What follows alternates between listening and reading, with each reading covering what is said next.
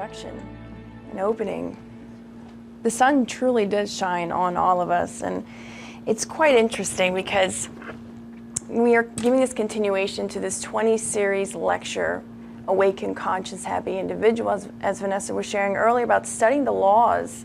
We learn, and we've said it multiple times here, the spirits have told us that is how we are going to find our happiness, truly studying and knowing these laws. So we always like to urge ourselves and our friends and those listening or watching this recording at a later time to go and study part 3 of the Spirit's book. Really, the entire book is quite enlightening, but especially the laws. They are very intriguing and really make us think a lot about how great God is and how much He gives us chance after chance. When we begin to study, we begin to understand what I'm talking about. And this saying, the sun shines on everyone, is in direct correlation with that question in the Spirit's book that asks us, where are the laws of God written in our conscience? So the sun shines on all of us. We all have equal opportunities. And as Vanessa was saying, what type of equality are we talking about here? Well, it's very interesting. But what's even more interesting, we talk about the laws of God being written in our conscience. Isn't it interesting that throughout humanity, we see this manifestation? And if we look back in barbaric time, obviously the consciousness is sleeping. But as we progress forward, we think about our founding fathers and what's written in the Declaration of Independence. When this is said, we hold these truths to be self-evident, that all men are created equal, and women are included in that they are endowed by their Creator with certain unalienable rights. Did they read the Spirit's book? Probably not. But we know by this statement that they also felt, as the Spirits tell us, the laws of God are written. We know that there is this law of equality. It exists within us.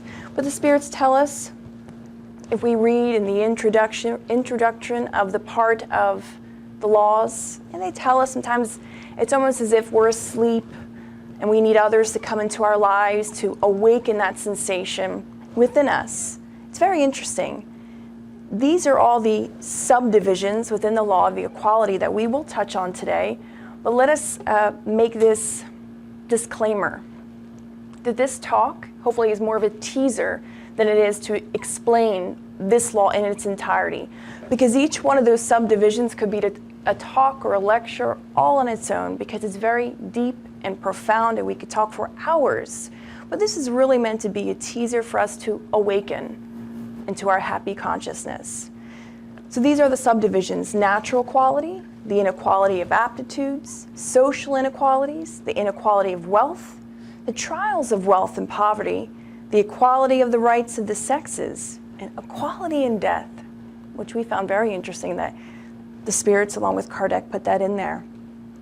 Let's start with the first, natural equality. And here's where we will begin to understand what the law of equality talks about. Because perhaps you say, Kirsten, we're not all the same. I see famous people. I see that they're up, they have $1 million homes. I'm not equal. I live in an apartment. I have a simple car. How am I equal? That doesn't make sense. Well, the Spirits give a different spin on it, a different perspective. And they tell us this: we are equal for these reasons. We're all subject to the same natural laws. So it doesn't matter if you're Bill Gates, you have $1 million, or if you are a homeless person. We all are subject to the same natural laws. We're all born with the same fragility. We all have our weaknesses. We're all born with this fragility. Remember this next time you see someone and you think to yourself, man, that person's there and I am here. Not according to God's laws. Spirits also tell us all are subject to the same suffering. How many times have we found ourselves in our lives, oh, I suffer more than others. That person doesn't suffer. Their life is so happy. Look at them. But do we really know that person? Do we really know what goes on behind closed doors? How many times does a scandal arise in the news because of famous people and we think, oh my gosh, I thought that person was fine. We never know. We shouldn't judge, that's why, because we don't know the inner sufferings of someone, the inner torments that could be going on, because each one of us has it. Each person who walks this earth has it. The only person who didn't was Jesus. because he was already perfect. All of our bodies, rich or poor, decompose the same. And we'll touch a little bit on this in the last sub-part of the law of equality. And last but not least, the spirits tell us, therefore, God has not granted natural superiority to anyone, either by birth or by death. All are equal before God. So perhaps you still might be thinking, well, Kirsten, but some people are superior. Some people are living in grand places and I'm not. Some people just have more chances than I do. Many people, we hear this, oh, I didn't have the chances, I didn't have the opportunities in this life. You didn't? Maybe you did in a past life. Maybe you abused that. And now you're coming to rectify, to understand what it is to resign ourselves, to respect the options that God has given us. Perhaps we didn't before, and now we're living in a life where you don't have all the opportunities, because maybe yesterday you were given it. You didn't appreciate it. That's not always the case, so let us not use that as a tool to judge one another and say, oh, you're going through that. Well, because we don't know. The spirits tell us that you cannot make a generalization of anything, because the real truth is we never know. But let us think about that.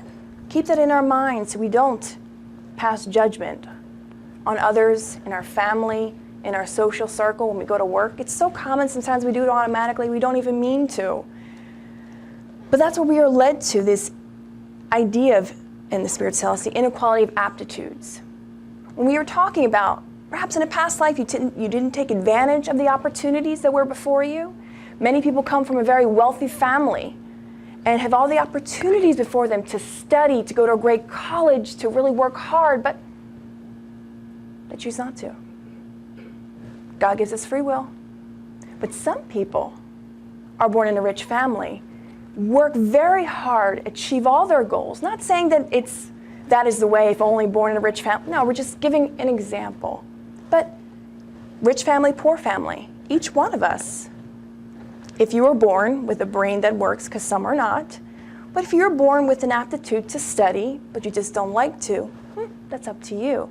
But the spirits tell us, some people exercise stronger willpower in using their experiences to develop a range of aptitudes. So that's how we, as spirits, explain the inequality of aptitudes. Why is there Bill Gates in the world? Did he not work, perhaps, for many lifetimes? What about Steve Jobs?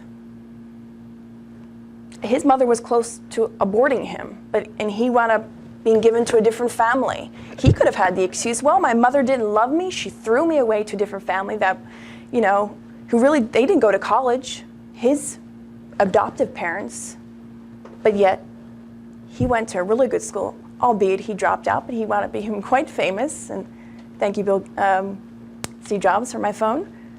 Great mind. Why? He took advantage of the opportunities before him, not in a negative sense, but to really grow.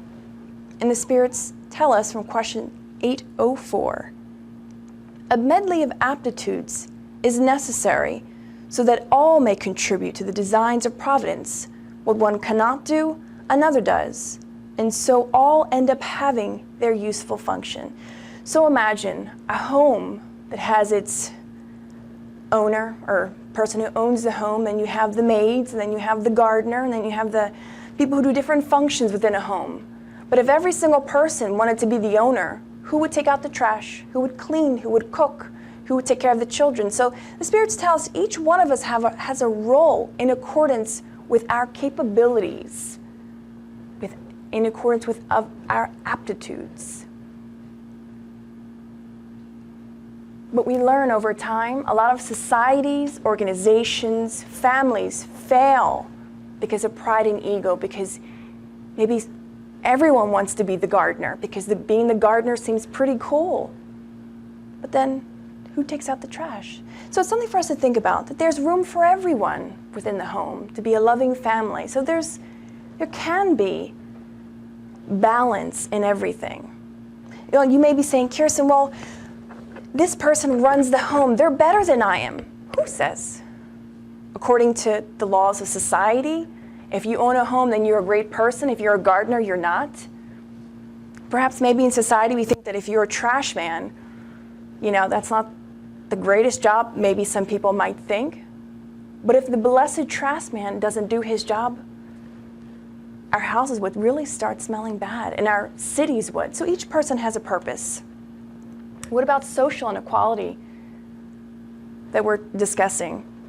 And it's not to be funny that we put these pictures up here, but for a long time we were very much against these Disney movies because on a personal note, I felt that they were diminishing the idea of women in society until I really began to study, honestly, the laws of God. And I kind of we stepped back and looked at it from a different perspective. Look at it from the perspective of the artist who created the storyline. If you think about Cinderella, first of all, she was very resigned to her position where she was. She wasn't rebellious. She wasn't like the two stepsisters who always wanted everything. She was very resigned. She was actually quite happy. Being the poor little Cinderella, she was completely content. I mean, the prince came along and saved her, but she was still content. And if you think about the mind of Walt Disney, and you think about the laws of God being written in our conscience, was he not aware of that? When you talk about social inequality and you know the story plot, the storyline of Cinderella, she originally was pretty wealthy in her family. Mother dies, father dies. She's stuck with the stepmother and the dreaded two stepsisters, and so she's made to be the maid. So a huge social injustice occurs, and she becomes this poor person in her own family. So it is a social inequality, but you see how Walt Disney, you see his perspective. And this is how humanity is. Inequality of social conditions is not a natural law, but it is the work of humankind.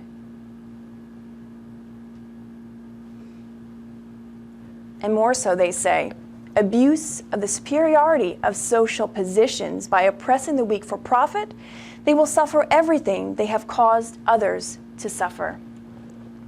And to really drive that point home, let us share a case, the case of Marcello, as we are calling it. It is from the book In the Greater World, psychographed by the Brazilian spiritist medium, Chico Xavier. I'm just looking for it here, and I think we don't. In any case, it's not here for me to show you, but it's the case of Marcello. Marcello, in this lifetime, had everything. He was extremely intelligent, had all the aptitudes for everything, excelled in everything. So he did pretty well, and he did what the spirits tell us here. He abused his superiority of his social position, and he oppressed the weak. And he made a lot of people cry. And the law of justice and God said, it's not good. So what happened? Very interesting. In the book In the Greater World, it's beautiful how, I never know how to say his name, Calderaro, when an elevated spirit gives such an in-depth explanation that would, due to time constraints, we could not bring it here, but please go and read this book. It's so enlightening. How Calderaro, he explains what happens to the spiritual body of Marcello, not only because of all the horrible, horrific atrocities he did, but his enemies, his victims, were sending him mental darts. They say over hundreds of years. When he died, they tormented him. They brought him to the umbral and kept him there. And they said they would shock him with electric shocks and do all types of horrible things to just pay him back, quote unquote, for what he did to them. And the spirits say for many years he suffered and cried out and repented. And finally, when divine justice intervened, he was granted a new life as Marcello. In the book, they don't say the name he had in a previous life, and it probably doesn't even matter. But Marcello was already at a point where he knew what he did wrong, and he was ready for the redemptive process. He was reborn to parents, and he had many brothers as well. And Andrea Luiz, on this one blessed day, goes with Calderaro to visit Marcello to do a case study. And it was very interesting because when Marcello was out of his body, Andrea was very surprised. He said, oh, this is a nice young gentleman.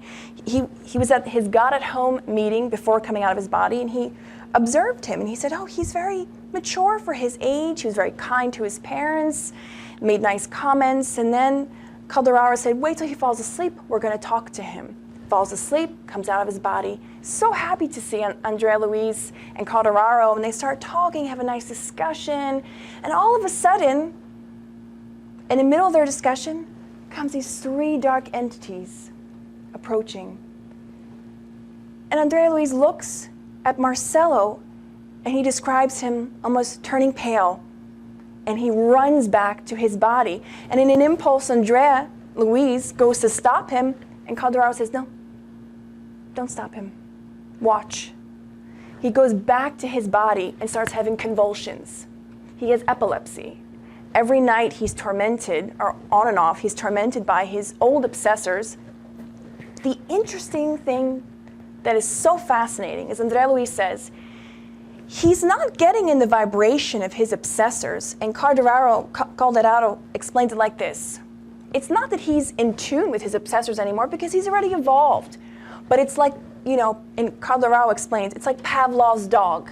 He's so conditioned every time he sees his obsessors. He remembers what happened to him in the umbral, the tortures of centuries. He goes into convulsions also because his paraspiritual body is still recuperating from all the damage that had been done. And towards the end of him explaining that Marcello's already in the redemptive process, this is just the last part of his cleansing. But we see that God's justice is perfect. We think when we look at criminals today that, oh, they're so horrible. We need only be patient. Divine justice will intervene appropriately, not in a punishing, horrible, you're going to burn in an abyss type of way, but in a way that's appropriate for each one of us. And in this book, Calderaro explains, we can never generalize any situation or any case, as every case is a case and merits to be looked at with love and understanding. And he ends with this, that every imbalance derives from departure from the law. What law? God's laws. Every imbalance.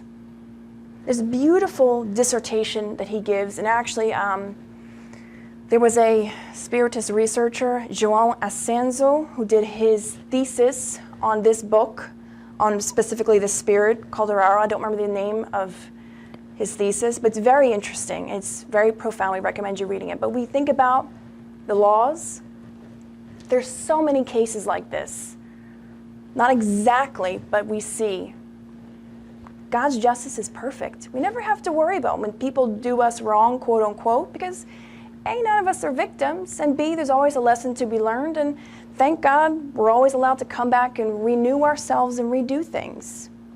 And we talk about the law of inequality. We cannot help but obviously, in the Spirit's book, run into the inequality of wealth.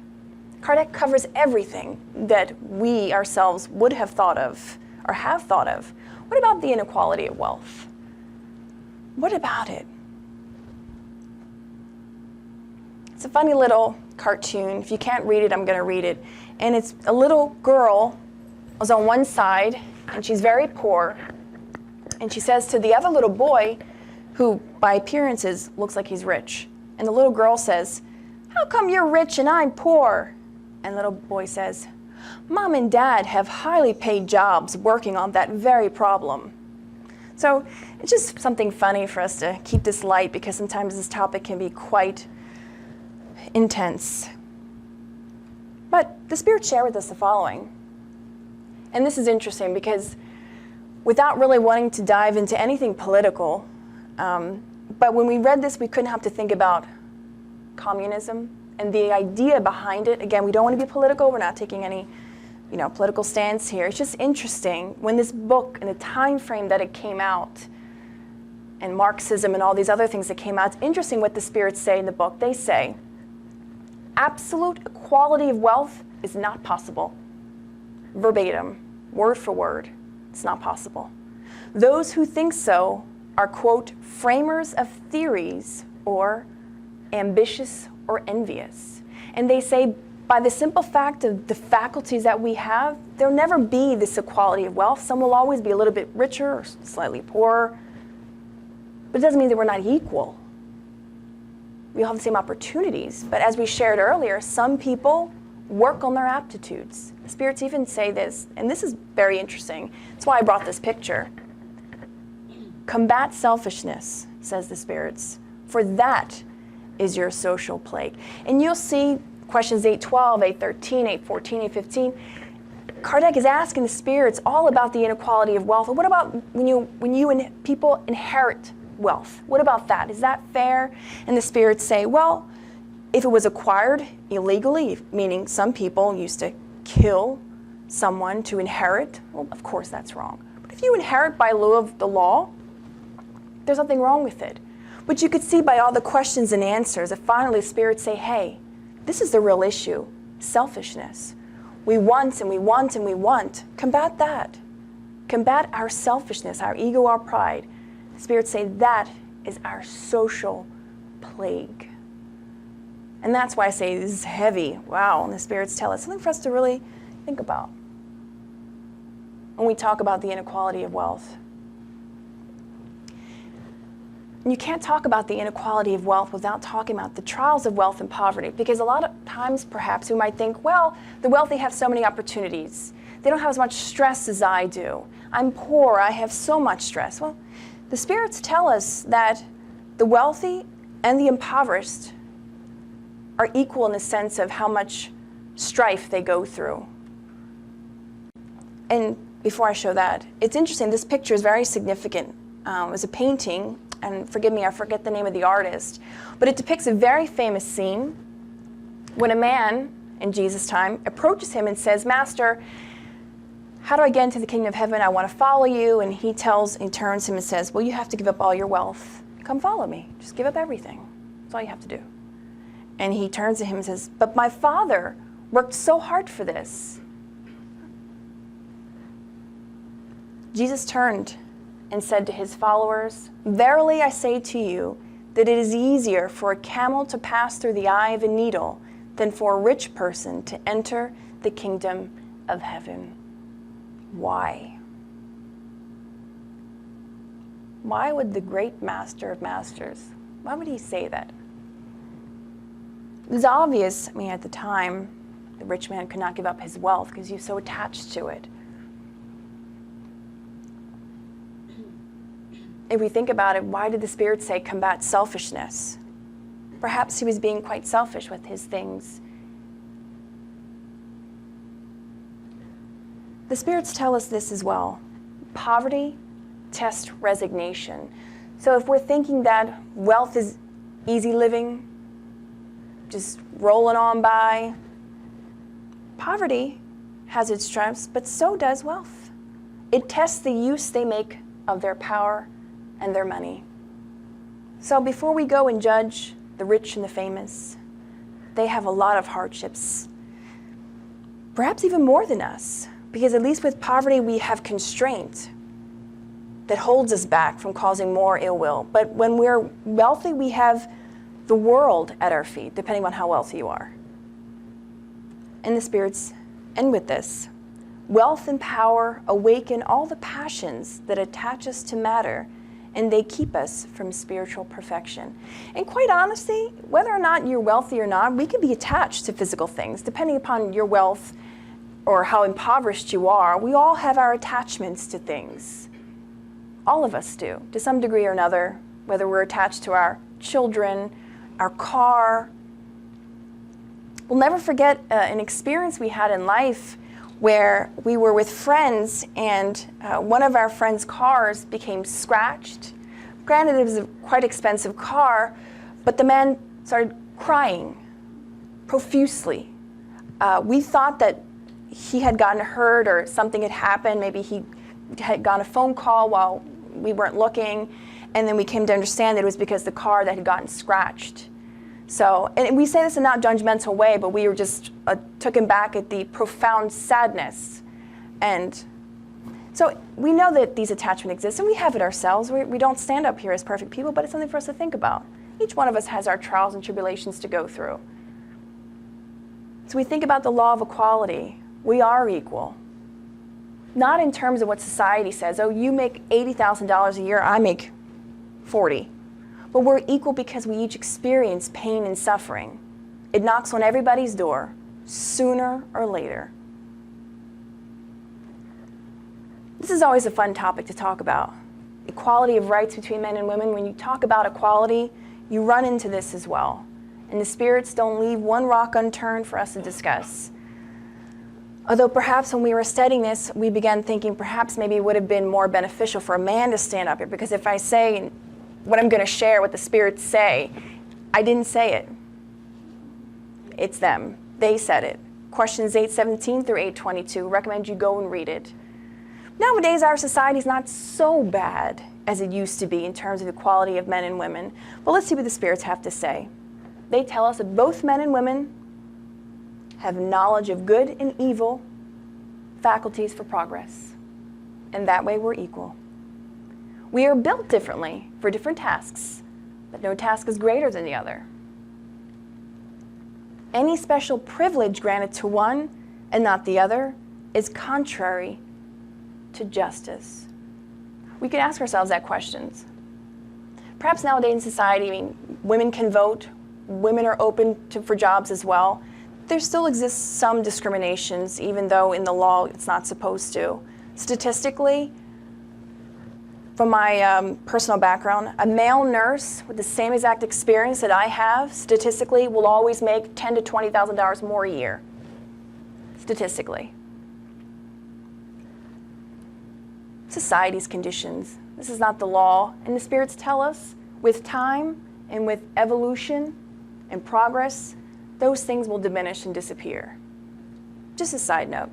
Well, we have come a long way in compared to the way things used to be. The spirits also tell us this, and let us really think about this.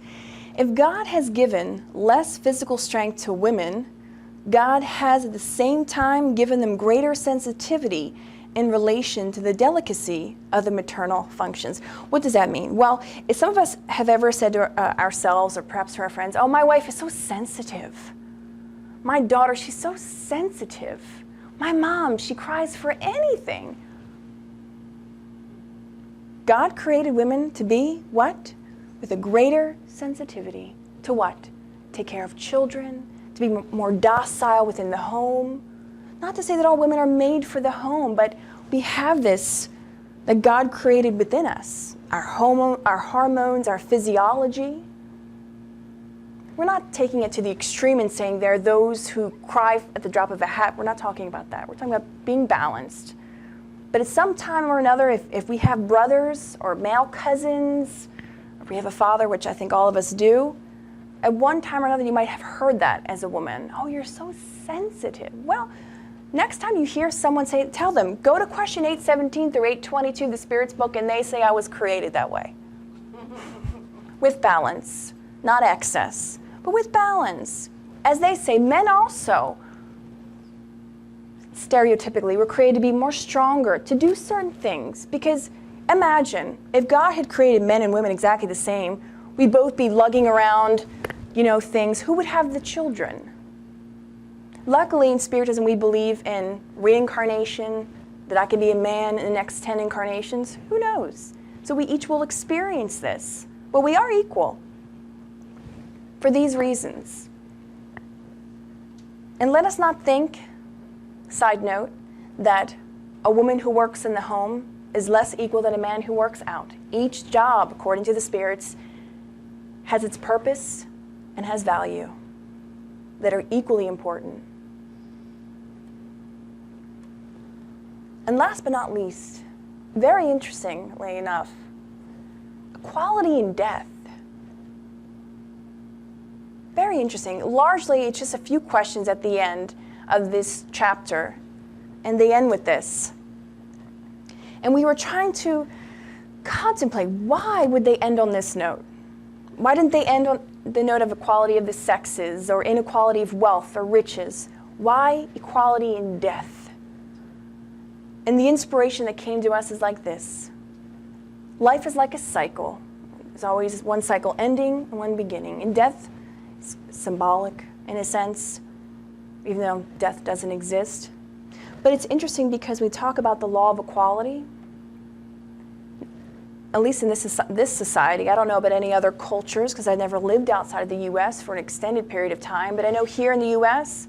we have the custom, especially in the Catholic Church, of having pretty extravagant burials that can go on for a few days. You can have your mass, and you have your viewing, and then you have the actual burial, and depending upon your family, you might do a lot of different things to praise the one who is recently deceased. And the spirits say, actually Kardec asks, where does that come from? And where is that derived from? Why do people do that? And the spirits say, short, sweet, last act of pride. But pride for who? The one who's passed on? No. It's the family in part. But let us not think that the spirits are so cold, because they're not. They did say the following, that a funeral procession that honors the memory of a moral person is just and sets a good example. But who is the judge to say, well, this person was moral and this person was not? Well, we are not to judge, is the point. But just to know. And most recently, fortunately or unfortunately, I don't know which term to use, we partaked in a memorial service that was very meaningful from a SSB member whom we all know. And it was quite moving, and we know she was a very moral person and lived uprighteously. So we fully understood when the spirits said this, we couldn't help but think of her in our mind. But there are some who have huge tombstones. Spirits tell us about that the memory of their good and evil deeds will be less perishable than their grave, and the pomp of their funerals will never cleanse away their meanness, nor raise them a single degree in the spirit hierarchy. So what does that mean? It doesn't matter how extravagant your funeral procession is, or how simple it is. It does nothing for how you're going to pass over. You know, the Egyptians in their time believed that if you were buried with gold and things, your passing would be a lot better. If you had money. If you were impoverished, man, sorry, good luck next time. Luckily, that's not the truth how it is, but in that time, it was quite sad for those who were poor, because when you had a lot of money, you got buried with a lot of things. Some people even got buried with slaves, because the Egyptians thought, oh, when they die, take your slave with you to serve you. What a surprise they probably got once they woke up. What a surprise. Joanna de Angelis, in the book Happy Life, always reminds us of this. Think about death every day. That sounds really morbid. I remember first reading that a number of years ago, thinking, wow, Joanna, you're really taking it. But if we really think about it, if you think about death, you automatically think about, oh, what about my husband, my family? And we learn in the books of Andrea Louise, people who died before taking care of their business at home, deciding who's going to get what, this, that, and the third. If they don't do that, cause a lot of havoc. Even sometimes when they do that, kids who are very selfish fight over their inheritance. But at least one of the reasons she says, let's think about death to prepare ourselves as well. We don't know when death is going to knock on our door. We don't know. We have no idea. We should honor life, honor the laws of God.